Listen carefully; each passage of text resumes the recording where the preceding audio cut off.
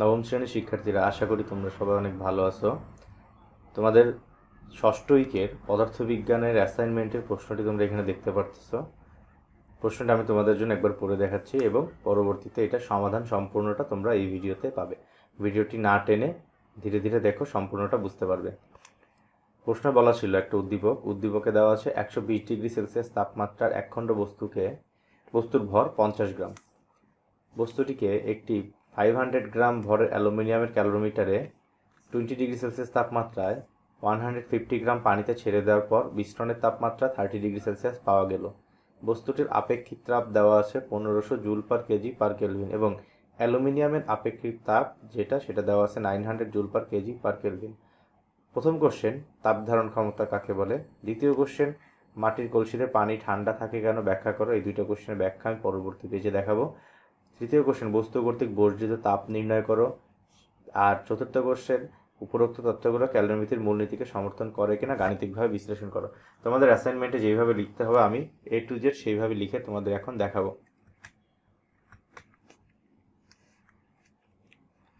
So তোমরা এখন প্রথম যে কোশ্চেন যেটা ছিল সেটা অ্যান্সার এখানে দেখতে পাচ্ছ।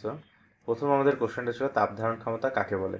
এটার উত্তর হচ্ছে, কোনো বস্তুর তাপমাত্রা 1 কেলভিন বৃদ্ধি করতে যতটুকু তাপের প্রয়োজন হয় তাকে ওই বস্তুর তাপ ধারণ ক্ষমতা বলে।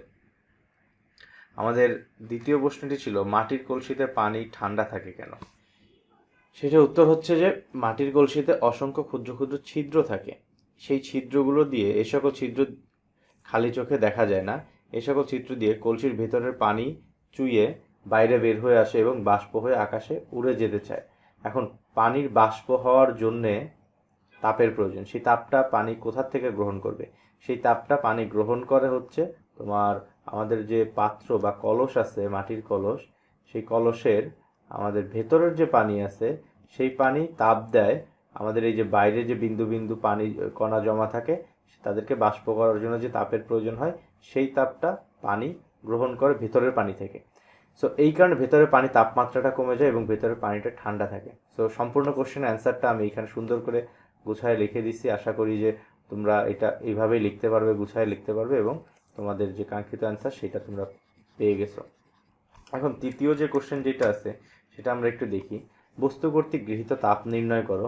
আমাদের উদ্দীপকে দেওয়া ছিল যে বস্তুটা পানিতে ক্যালোরিমিটারের মধ্যে নিমজ্জিত করা হয়। সো তার ভর ছিল 50 গ্রাম। আমরা 50 গ্রামকে আমরা কেজিতে কনভার্ট করে নিলাম, 10⁻³ দ্বারা মাল্টিপ্লাই করে আমরা কেজিতে কনভার্ট করে নিলাম। দেন আমরা হচ্ছে প্রারম্ভিক তাপমাত্রা দেওয়া ছিল হচ্ছে তোমার প্রাথমিক তাপমাত্রা 120 ডিগ্রি সেলসিয়াস এবং শেষ মিশ্রণের তাপমাত্রা বা শেষ তাপমাত্রা দেওয়া ছিল θ2 = 30 ডিগ্রি সেলসিয়াস এবং বস্তুটার আপেক্ষিক তাপ দেওয়া ছিল 1500 joule per kg per kelvin. তো আমরা জানি গৃহীত তাপ অথবা বর্জিত তাপ সমান সমান ms ডেল থিটা। এইখানে বস্তু কর্তৃক নির্গত তাপ বা বর্জিত তাপ সেটা Q সমান ms ডেল থিটা। m এর ভ্যালু আমাদের এইটা ব্যবহার করব, s এর ভ্যালু এইটা ব্যবহার করব এবং ডেল থিটার ভ্যালুর জন্য θ1 থেকে θ2 বিয়োগ করে আমরা এখানে ব্যবহার করব এবং এই ভ্যালুগুলো বসায় ক্যালকুলেটর ইউজ করলে আমাদের যে অ্যান্সারটা আসবে সেটা হচ্ছে 6750 জুল এবং এইটাই হচ্ছে আমাদের উত্তর। গ নম্বর কোশ্চেনের উত্তর এটা। ঘ নম্বর আমাদের যে কোশ্চেনটা ছিল সেটা হচ্ছে, উপরোক্ত তথ্যগুলো ক্যালোরিমিটারের মূলনীতিকে সমর্থন করে কিনা গাণিতিকভাবে বিশ্লেষণ করো। আমাদের যে ক্যালোরিমিটারটা ছিল, ক্যালোরিমিটারের মধ্যে পানি ছিল 150 গ্রাম। তারপর এটার মধ্যে বাহিরের থেকে 50 গ্রামের একটা উত্তপ্ত বস্তুকে ছেড়ে দেওয়া হয়েছে এবং ক্যালোরিমিটারের ভর ছিল হচ্ছে 50 গ্রাম। সো এখানে আমরা যে জিনিসটা বুঝতে পারতেছি সেটা হচ্ছে, আমাদের বাহিরের থেকে যে বস্তুটা ছেড়ে দেওয়া হয়েছে সে তাপ বর্জন করবে এবং পানি এবং ক্যালোরিমিটারের তাপমাত্রা যেহেতু কম ছিল প্রাথমিকভাবে, এই কারণে পানি এবং ক্যালোরিমিটার তাপ গ্রহণ করবে। আর এই বর্জিত তাপ এবং গৃহীত তাপ যদি পরস্পর সমান হয় তাহলে আমরা বলতে পারবো যে আমাদের ক্যালোরিমিটারের মূলনীতিকে সমর্থন করে। এই কোশ্চেনটার অ্যান্সার লেখার জন্য তোমাদের প্রথমেই ক্যালোরিমিটারের মূলনীতিটি হলো গৃহীত তাপ সমান সমান বর্জিত তাপ, এই লাইনটা লিখে নিতে হবে। তারপর তোমাকে স্পেসিফিকভাবে বলতে হবে কে তাপ গ্রহণ করতেছে এবং কে তাপ বর্জন করতেছে। এই কারণে উত্তরের শুরু থেকে আমি লিখে নিলাম যে ক্যালোরিমিটারের মূলনীতি হলো গৃহীত তাপ বর্জিত তাপ। এখানে বস্তুটি তাপ বর্জন করে এবং ক্যালোরিমিটার এবং পানি তাপ গ্রহণ করে। আর গ নম্বর কোশ্চেন আমরা বের করে রেখেছিলাম বস্তুটি কর্তৃক বর্জিত তাপের ভ্যালু 6750 জুল। এইটা আমাদের গ নম্বর সৃজনশীলের উত্তর কোশ্চেন যেটা ছিল সেইটা। সো এখন আমরা বের করব যে ক্যালোরিমিটার কর্তৃক কতটুকু তাপ গৃহীত হয়। ক্যালোরিমিটার কর্তৃক গৃহীত তাপ Q1 সমান m1s1 ডেল থিটা। ক্যালোরিমিটারের ভর 50 × 10⁻³ কেজি। S1 ক্যালোরিমিটারের আপেক্ষিক তাপ 900 joule per kg per kelvin দেওয়া ছিল এবং ডেল থিটা তাপমাত্রা 20 থেকে 30 ডিগ্রি সেলসিয়াস হয়। এই কারণে আমাদের এইখানে তাপমাত্রার ভ্যালুটা আমরা এইভাবে লিখে নেব এবং ক্যালকুলেশন করলে ক্যালকুলেটর দিয়ে আমাদের আসে 450 জুল, অর্থাৎ ক্যালোরিমিটার কর্তৃক গৃহীত তাপের ভ্যালু হচ্ছে 450 জুল। পানি কর্তৃক গৃহীত তাপ M2S2 ডেল থিটা। M2 পানির ভর 150 গ্রাম দেওয়া ছিল, এটাকে কেজিতে কনভার্ট করে লেখা হয়েছে। তারপর হচ্ছে 4200 পানির আপেক্ষিক তাপের ভ্যালু তোমাদের সবার মুখস্থ রাখতে হবে এবং ডেল থিটার ভ্যালু আগে যা ছিল তাই। সো এখান থেকে আসতেছে 6300। তাহলে মোট গৃহীত তাপ সমান সমান আমরা এইটার সাথে এইটা যদি যোগ করি তখন আমরা মোট গৃহীত তাপ কত সেটা পাবো। এখান থেকে দেখা যাচ্ছে মোট গৃহীত তাপ এবং মোট বর্জিত তাপ পরস্পর সমান। তো এই লাইনটা আমরা লাস্টে লিখব, যেহেতু মোট গৃহীত তাপ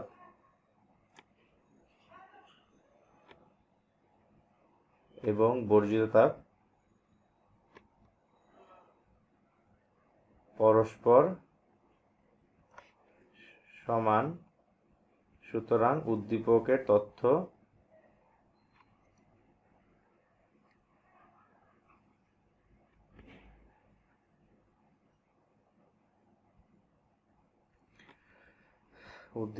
তথ্যসমূহ ক্যালোরিমিটারের মূলনীতিকে সমর্থন করে।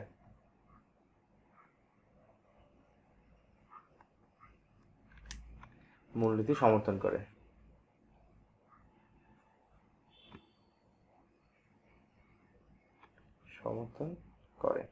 আশা করি তোমাদের সম্পূর্ণ কোশ্চেন অ্যান্সারটা তোমরা দেখতে সঠিকভাবে সমাধানটা পেয়েছো।